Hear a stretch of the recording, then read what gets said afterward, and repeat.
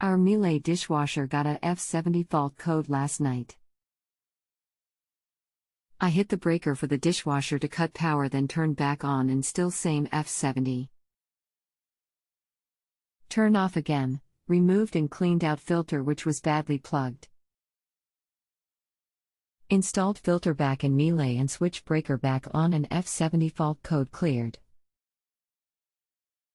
My question is, am I okay or should I still have the Miele serviced? It appeared to be working correctly now and the filter was very plugged up. Hi, F70 means the control senses the motor running even though the control has not told it to run. This could be because the base is flooded and it is trying to remove the water, or there is a relay stuck on the control. I am not sure if you are saying the error code is gone now. If so, I would just keep an eye on it. Service will not be needed.